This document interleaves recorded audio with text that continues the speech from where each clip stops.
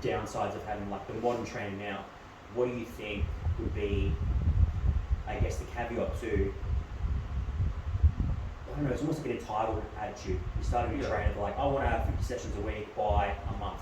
And it's like, it's very, very unrealistic, borderline impossible to have that starting out. And you being a fitness director, are you, because we've known fitness directors, we work with fitness directors, some are really hands-on and really good, some are just like, do you, so it's kind of like a yin and yang, some are really good, some are really shitty.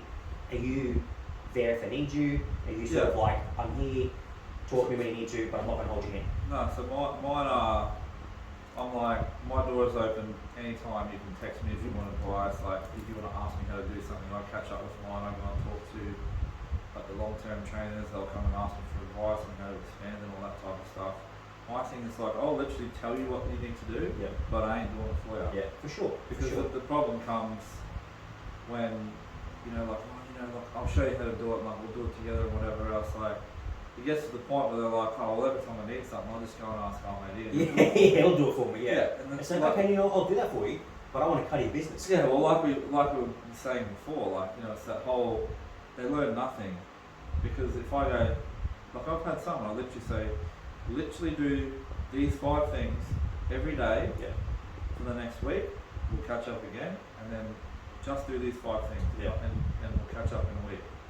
And you know, you get someone who'll be like, oh, you know, I did all these things, and I booked this dude, and I did all these things, and you know, like one of my trainers, his business is like growing a lot of heaps because he's literally just been there more, and he talks to people, whatever else, and he comes in there every day, like, oh, I booked this person, I got this client, and blah blah blah. I'm like, so I was right. You literally just had to be here because he's good at talking to people. I just said, just be around the club, and he just picked up clients. We've always known people who like, I was talking to Dan about this last week, who there are some trainers who are really good at business, but shitty trainers, and there are really shitty trainers who are good at business. Do you think, if you have to pick one, who would you rather be? Because obviously one's going to make more money than the other, but some are really bad with people, and some are really bad in terms of, let's say they're never going to injure someone, but they don't know what the fuck they're talking about, but they're really good at marketing. It's the one I always say to my trainers, it's like, it's personal trainer, the personal comes before the trainer. For sure. Because you do end up being like a, as much as you don't want to say, like a therapist sometimes. Well, that's the thing. I've seen trainers where they're not that intelligent, and like they don't know that much really, but they're just great with people. People love them, and people come and they get exactly what they want out of that session, and they leave feeling good whenever else. And that trainer can have a really good business. But I've seen people that, you know, do bodybuilding shows and they've competed and they do all these things and they're like, I'm going to be a PT, and then 6 months later you see them and they're back to like being a concrete or something. Because they're not good with people, weren't good with business. They just thought, oh, I look good and like I can make other people look good. I'm just going to be successful. Do you think there's like, because I've always thought, like, do you at some point think like the modern trainer or like your basic sort of PT is slowly going to evaporate from the gym industry, but the ones who will remain are people who are like competitive bodybuilders who live the lifestyle and they're in the gym 24/7, who will just train clients and coach clients, and also people like yourself who are coaching athletes? Do you think those two people are going to have longevity, versus do you think the sort of modern trainer who's just in it to run a business that makes some money and they're just going to slowly sort of dissipate? No, I think it's one of those things where I think I think both of them are always going to be around, because the thing is, like, you look at, you know, people that, like, look at Chris Bonsett, for example, like, that dude is literally the top of the top and he still has a coach. So he still has Isn't it crazy that he makes like 50 grand for winning a show? He would make 10 times that. Just from sponsors, everything on social media. And they all know that's not where they make their money, but, you know, so he's the top of the top, he's still got a coach. So everyone that wants to be successful normally will have a coach at any level. But on the flip side of that, the people that tend to need the most help are also the everyday person. A lot of them, especially nowadays, are being way more conscious of like what we put in our body, and you need to exercise, and like, you know, sadly, because of the way society is, you've got Uber Eats and you've got fucking 20 different, and all the shit stuff's cheap. Whereas all the stuff that you need to be all the good food is way more expensive. So people opt for the cheap option and like, I couldn't be fucking, I'm too busy, I'm just gonna fucking get Uber Eats. And but you've got to wait now to get it. Like, good made a fucking deal. Exactly right. And there's 20 fast food restaurants down the thing, I'll just pick one of those. Yeah. So, you know, with the world getting more conscious of like, you know, eating and exercise and all that type of thing, I think the everyday person is so, like, it's an untapped market. There's so many of them. The problem is, most people get into PT and because they think it's going to be all glamorous and shit, they go, oh, I want to train bodybuilders and I want to have athletes and I want to do all this. And meanwhile, like, They have no idea what the fuck they're doing. well, the thing is, it's all well and good to want to do that, but general population's this big, the athletes this big, Yeah. and the thing Maybe is, single digit yeah, percentages. but I always say to my trainers, like, you know, don't aim for that type of thing. Yeah. Money is the Money is is the the priority. thing, but the thing is, like, okay, a brand new trainer, just done a cert 3 and 4, new to the gym, oh, you know, I want to train bodybuilders. Okay, well, my mate over there has been a trainer for 10 years and he trains them. Why is someone doing a comp going to come to you who's just started and they could get on over there that's been doing And 10 people years? also forget too with that bodybuilding. Obviously, I'm not saying you, but you look at people who are doing competitive bodybuilding and they're just training bodybuilding. If they want to coach, the thing that they're also wanting is they're also wanting nutritional advice, supplementation advice, drug advice. Yeah. So you need to be able to fill those niches. Some guys not going to want 3 or 4 different coaches for you. They want one person that they can get all their stuff off, all their knowledge off, everything at one person. So the idea that you're going to do that straight out the gate, unless you've spent 10 years learning before you go to the gym, it's just almost impossible. Yeah.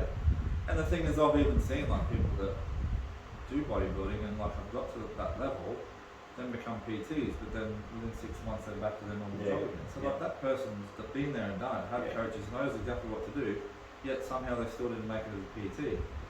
You've got old man over here, is just the everyday Joe that hardly looks like he's trained, but everyone loves him, he's a good guy and makes people feel good. Well, he's got a good business and spends 10 years being a trainer.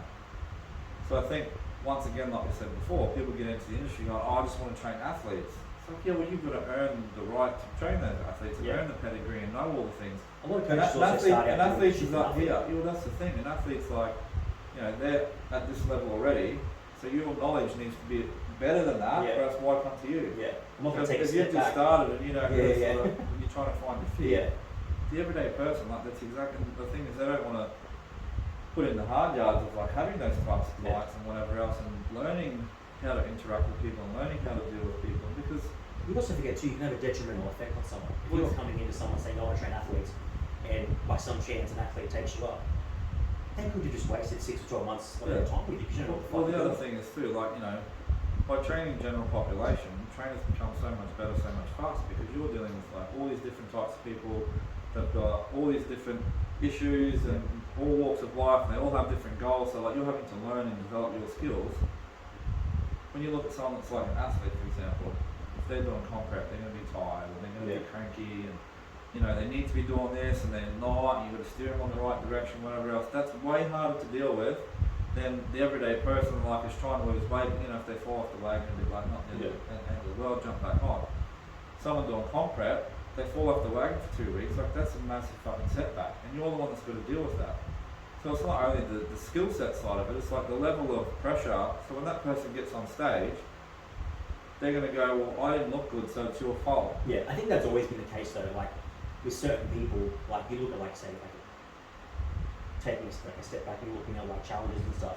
It's very rare that it's the trainer's fault for you not doing the work. No. It's like if I'm getting paid to do a job and I'm not doing it and the boss sacks me. Because the thing is, like, most times, if you're a dad and your advice is shit and what you're telling them to do, they'll never get to this stage. They'll get to a certain point and go, this dude's an idiot. Like, you know, I'm doing this, but everybody else is doing this, and then you ask them, they have no reason why. You're going to find out pretty quick that they don't know what they're talking about. Yeah. So, most times, if they get to that point, they go, I look like shit because it's your fault.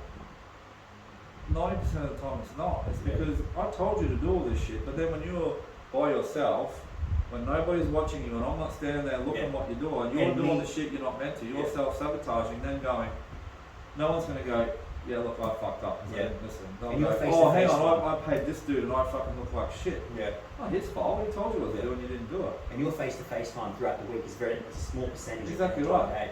Because you even see normal people and, you know, like, I've seen trainers and they go, oh, you know, my client's saying like, you know, they're not really losing weight and like they think what I'm doing is not right and blah, blah, blah. And I'm like, how often do you train them? Oh, twice a week. Okay, so you see that person for 1.5 hours a week. How many hours are in a week? What are they doing the rest of the fucking time? You don't lose weight from 1.5 hours. You lose weight from this entire thing. Yeah.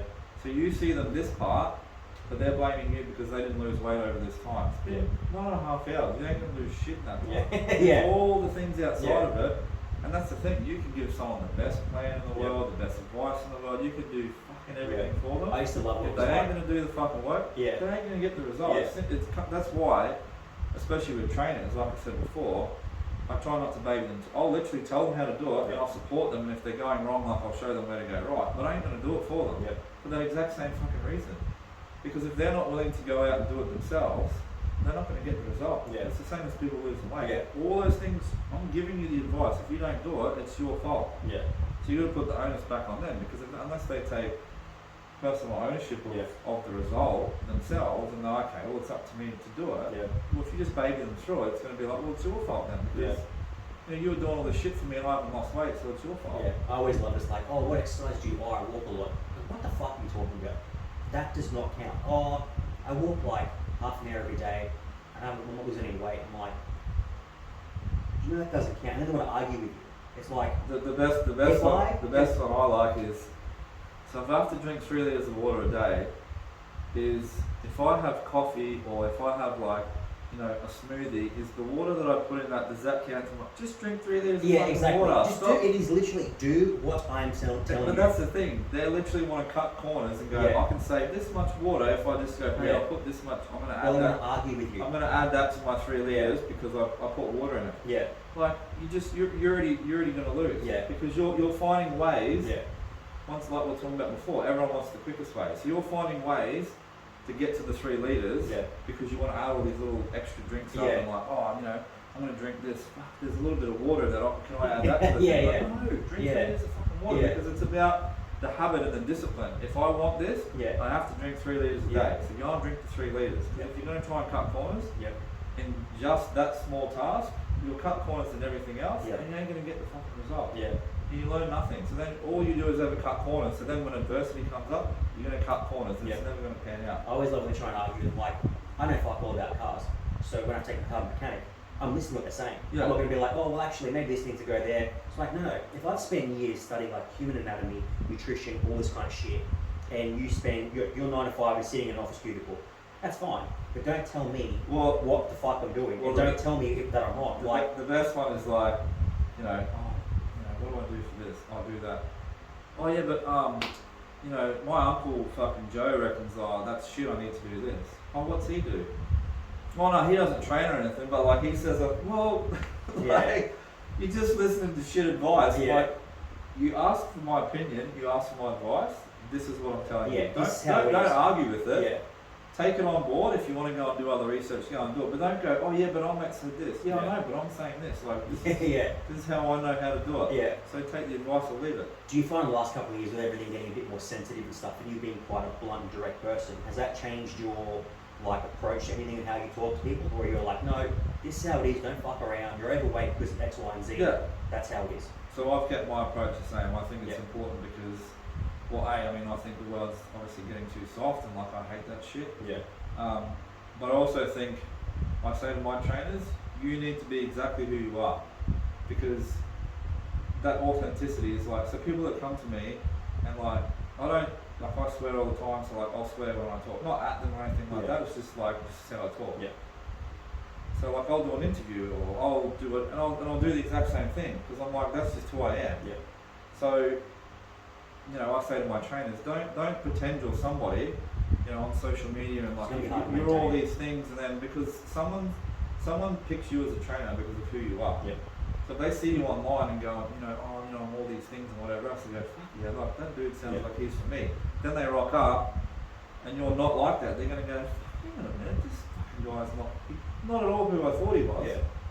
You'll never get that client because they've gravitated towards you because of who you are and how you are. So like, because I am like that, I'm not going to get people come to me that like want to be patted on the back and, you know, like obviously like I congratulate my clients and tell them when they've done well and all that type of thing, but you know, this whole like, you know, okay, we need to do this for the week, get to the end of it, oh no, I didn't do it. Well, it's your own damn fault. Like, you didn't do what you fucking said, you're not going to get the result. Rather than go, oh, that's okay. Like, life gets in the way and like whatever. Yeah, I love it. It's like, what's that gonna oh, fucking you're do? doing Like, the best. Like, no, that's not working. but that's the thing. There is trainers out there like that, and like if that's what you want, then like not everyone is for everyone. Yeah. Like I know there's probably people that look at the way I do things and go, fuck, that dude's a bit of a prick, like like blah blah blah. You need to be more sensitive to people.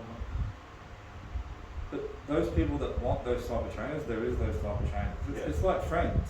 Like you meet someone and go, oh man, that dude's a fucking wanker. Yet he's got all these other friends because they like that. You know what's funny? So they gravitate to that. So there's somebody for everyone. So I don't change my approach.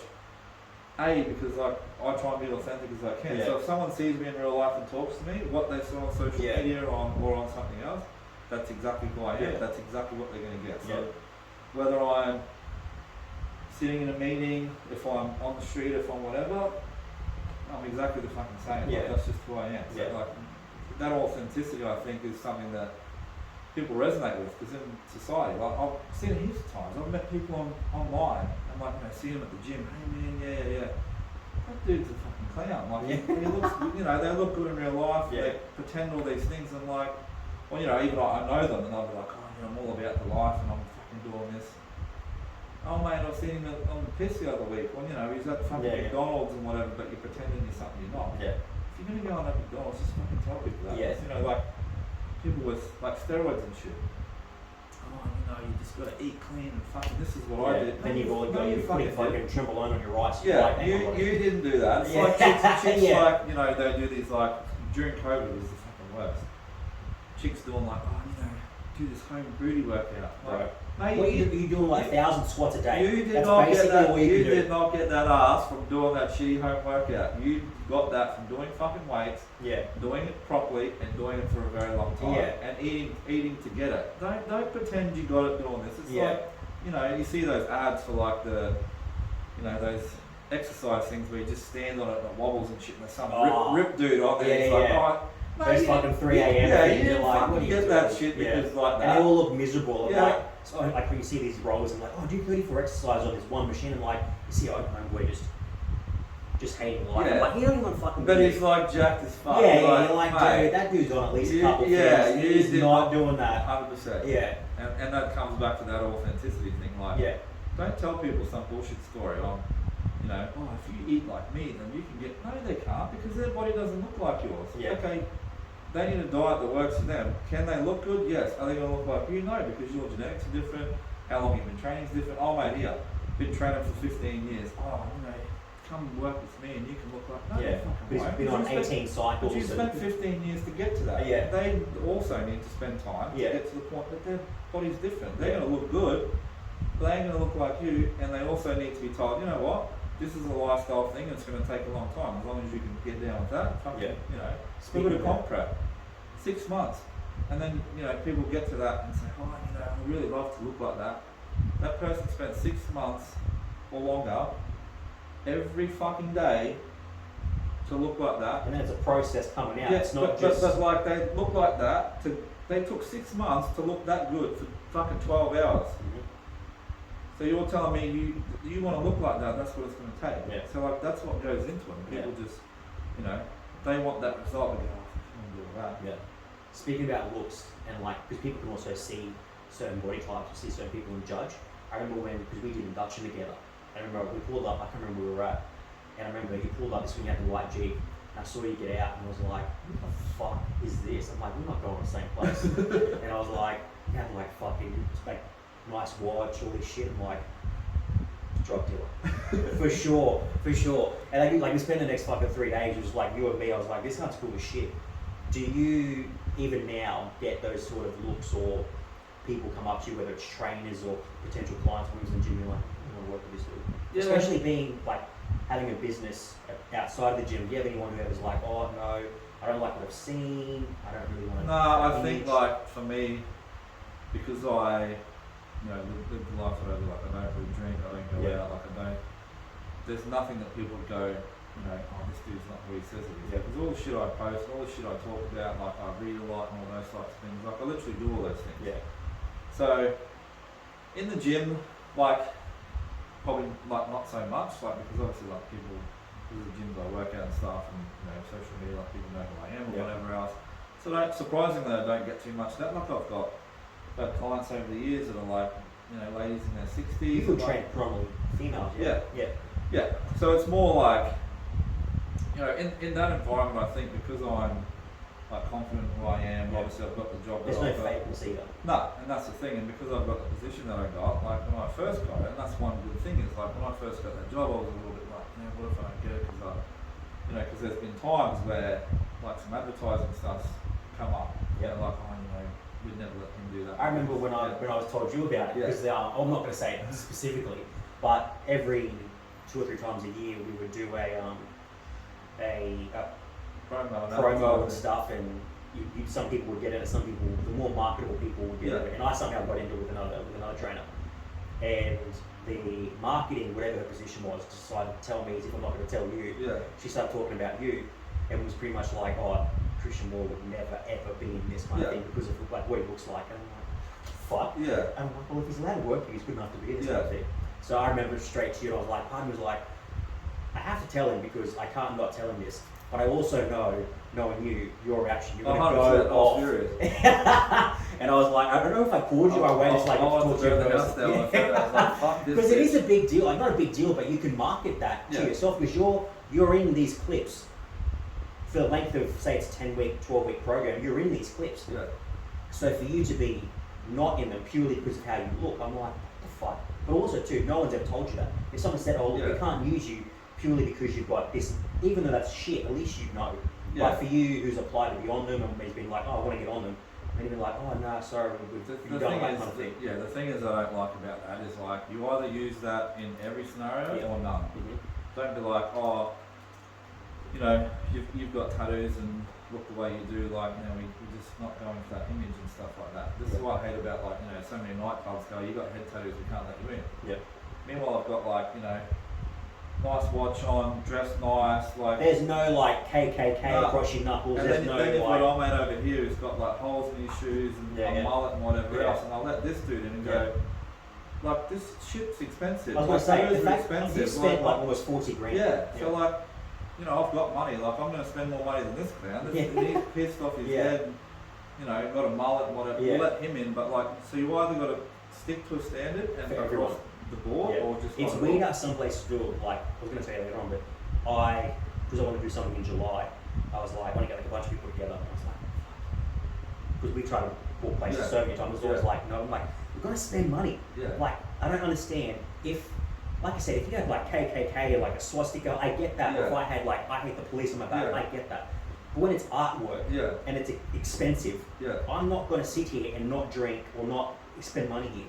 So I emailed like 2 or 3 clubs, and one of them got back to me, he's like, we don't care, like you're all good. Yeah. And I was like, why can't? Yeah. And it's a nice place. I'm like, why is this place saying, yeah, we're all good? Yeah. He's like, everyone's welcome here. But then I go to other clubs, and it's like, no, this is our policy, no hand, no neck, no head. I'm like, but... Again, I get if it's gang-related, racial, but I don't understand why. Because you're not going to get it removed so you can go out. Yeah, defeats the purpose again. I don't understand why. And I think going back to like you said before, like the people judging for it, like in my industry and stuff, like I think obviously. But it's so common. Well, I think it's common, plus because I've spent a lot of time in it and whatever else. Like I look the part, even though I've got tattoos, like I'm always dressed well, like I present well, like it's really only normal life because like if I'm got an Audi, driving an Audi, nice watch on, fucking tattoos on my head. You see people like people looking at it going, they're like, fuck, that dude must be a drug dealer. Not knowing, I've spent fucking years and years, 70 hours a week, busting my ass, 2 businesses, fucking, sacrificing all my spare time. Well, you originally worked on the lines beforehand. Wanted to have your own gym when you were a ducky.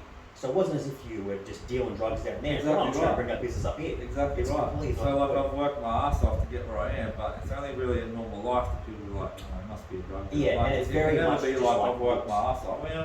And that's not, that's a lot of people that look like that. They just go, oh, he must be a drug dealer. Yeah. Meanwhile, like, same thing. They've worked a long time. They've done all the right things. Like just because you look a certain way doesn't mean like. It's very often they're really nice people too. Yeah, like, I've actually come up, not that I've gone out of my way, but like every now and again I'll just like. I'll need to use something or have like a brief chat with someone. And there's a couple of guys that do my go-to and they're completely covered in tats. And we'll have a couple minute conversation. And you might think, it's not even like oh, they're a drug dealer. Like, fuck, you're not going to level me. Yeah. But then we'll have a couple minute chat about something. And I'm like, whether it's ingrained, like there's always in the back of your mind, like, fuck, you look like you could fuck me up. Yeah. But you're just like, you are like a proper nice dude. Yeah, 100%. You're just like, you wish it's not in there, but you're just like. And the thing is, yeah, I've had so many times where, like, I've literally had times where I'm walking down the street and I'll watch someone cross the road as I walk past, and then they'll cross the road back again, so they don't have to walk past me. Yeah, like, yeah. Shit like that's happening. Yeah. But then they don't see it when you're like sick, because you're like, you've got, like you said, business, yeah, family, you walking kids and a partner, you're like, well, obviously he's not a dickhead. yeah. Like, what the fuck are you But talking then about? on the other side of the thing, I've had times where, like, you know, I'll be at a doctor's surgery or something, there's like some old lady there, and she'll be like, hey, did that hurt? You know, like just shit like that. She'll sit there and have a conversation. She doesn't give a fuck. So the thing is, like, there is a lot of like prejudice toward things out there, but I think there's like naturally, you know, it's like everything. You know, there's so many. There's some people that kind of ruin it for everybody else, but you know. Well, it's like anything. There's shitty men, there's shitty women. Yeah, 100%. There's always some. But that's the thing. There's like, you know, sometimes you're surprised. Like I said, old ladies and stuff that ask me about them, and like, oh, you know, I've even had an old lady one time. I was at the supermarket or something, and I was like packing my food or whatever, scanning it through, and she walked past and she's like tapped me and she's like, I just wanted to let you know I really, really like your tattoos. But like she's like old, grey hair, like the whole rest of it. Yeah. You know, but then I've had people that are younger than me. Once I was out and this chick came up to me and she's like, why would you do that to yourself? Yeah. I'm like, do what? She's like, why would you ruin your body like that? She had tattoos on herself, and I'm like, but you've got tattoos. Yeah. Yeah, but I hate them. Like, why would you wreck yourself like that? I'm like, she's younger than I am. Yeah. And I was like, well, who the fuck are you? Like, why? I don't care. Like, I didn't get these because I thought you might like them. Yeah, like, yeah. I like them. I don't give a fuck if you like them. Yeah. So I think it's that, you know, with anything, if you're confident in who you are and like you have conviction, so like for me, like I've never been held back in fitness in any way because of the way I look. Yeah. But like I was saying before, when you're really fucking good at something, people will just look at what you're good at. Because Look at your body at work. well, that's the thing. If you're good enough, they're not going to give a fuck about the rest of it. So like for me, because I am confident in who I am, I know what I can do, and I've done all these things, and you know, got to this point. Well, it doesn't matter what I look like. But because I believe in what I look like, because I don't care. Like I just treat everyone the same, and I do all the right things and whatever else. People go, oh, you know, he's a fucking good dude. But I don't really care. So it's the ones that, you know, there's heaps of people that get around covered in tattoos that they're fucking assholes and they do the wrong thing and whatever else. But there's people like that everywhere. Yeah. But the thing is, if you're, at the end of the day, if you're, you know, do the right things and you're a good person and whatever else, and you're like confident in who you are, then people just look past all that shit. For sure. I've got a couple rapid fire ones that I asked Dan last week that I want to ask you.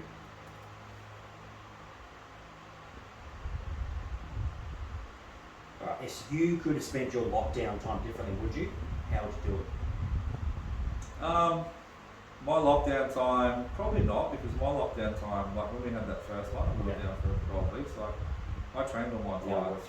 Like my clients are pretty good. They were sort of like me, and they didn't really get down with the lockdowns and stuff. So I trained. So like I came out of COVID better, in a better position than when I went in. So I did a diploma in business.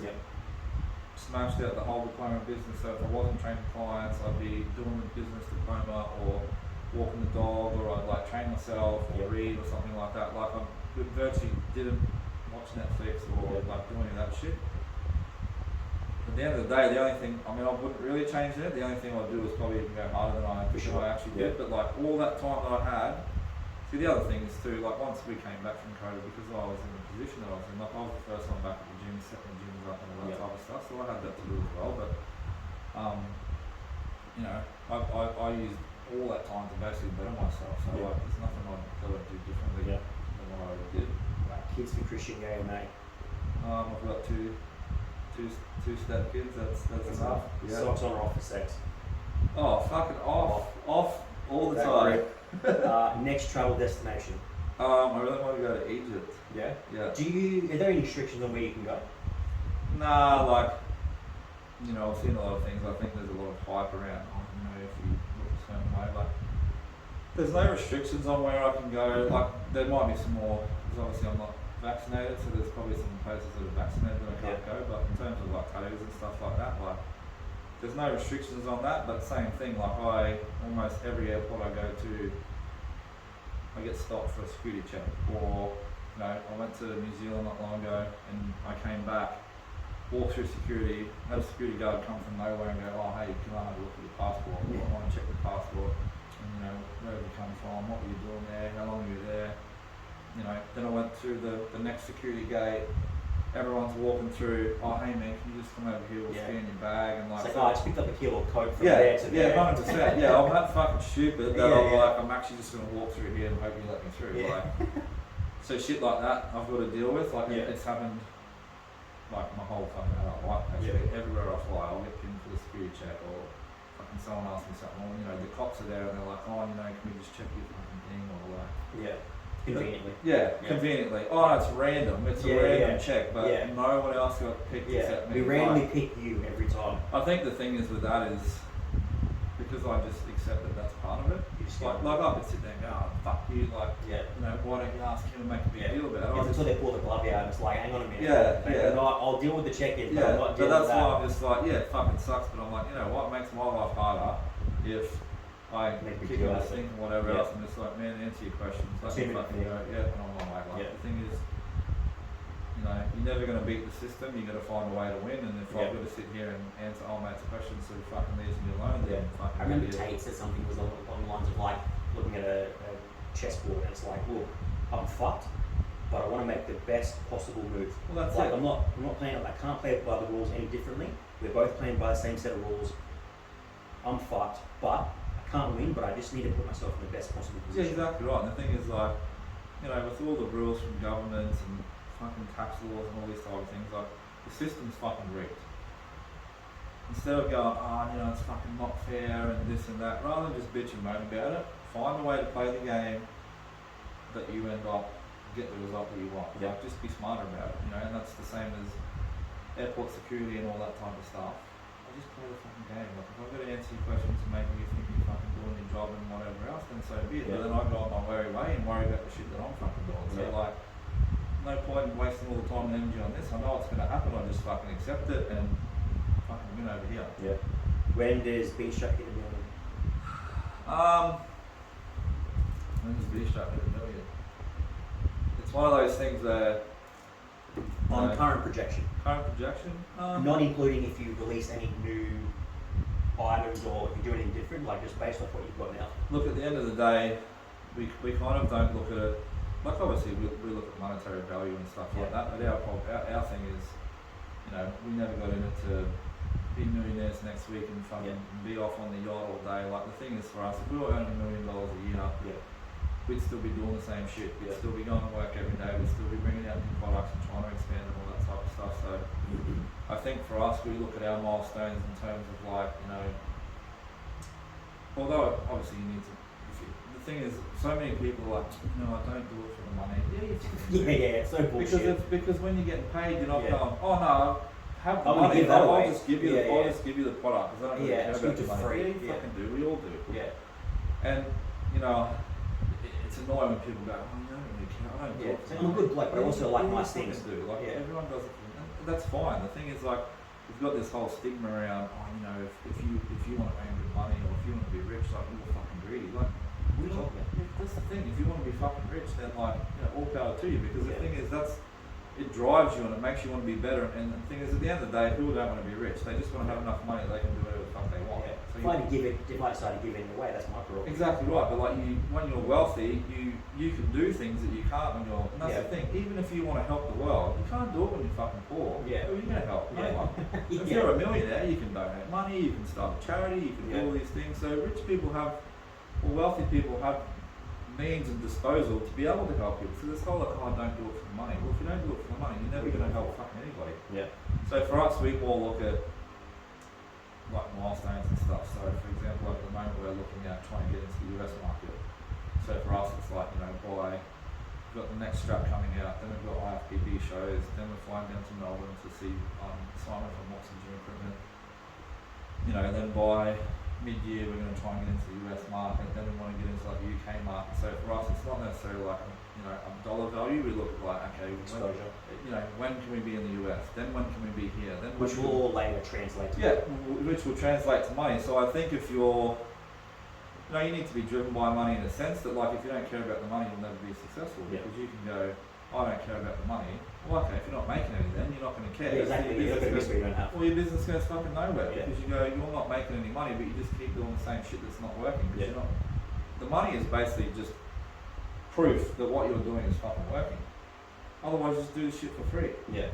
So, like, for us, we just reinvest all the money. Like, we haven't taken a cent out of the business. Like, everything we make, we just reinvest.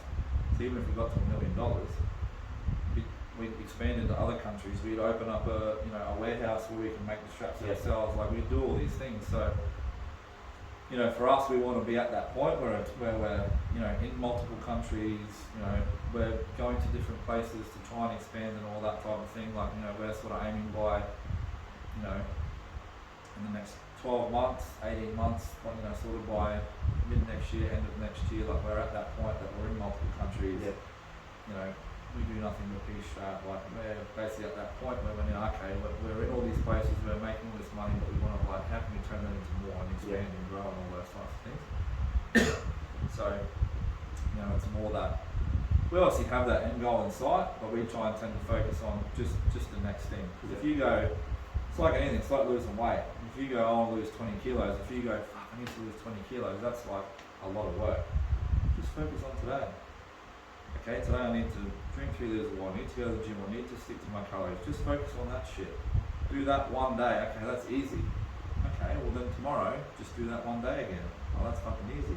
So all of a sudden, by having all these little micro things to get to that 20 kilos, these single days. You get the results. So for us, like, okay, we're launching a new strap. Okay, well, we need to do this, and do this. The same thing we did last time. Yeah. Then once we've done that, okay, now we need to do this. So rather than go, fuck, we need to get to that $1 million, or we need to get into the US. This external pressure. What can we do today that is gonna get us in the right direction? By then focusing just on those days all in a row, before you fucking know it, you're at the $1 million. You're at the 20 kilos before you realize weight loss. Like, I think it's good to have an end goal, but don't focus on the end goal. Focus on what can I do right now. Because that gives you an end date too. Yeah, exactly right. What can I do right now, today, that's going to fucking better me? Because that seems easy. Oh, fuck, one day, that's fuck all. Yeah. Just do the same shit the next day. Do the same shit. That's what I say to trainers. Do these 5 things today. Oh, that's alright. It's easy. Okay, well then do the 5 things the next day. Then before you know it, your business is exactly where you want it to be. Rather than go, oh fuck, I need 40 sessions and I don't have them. How am I going to get them?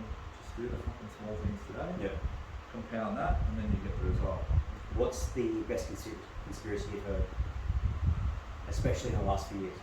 Best conspiracy that was actually true, or the best one that was just the best one you've heard?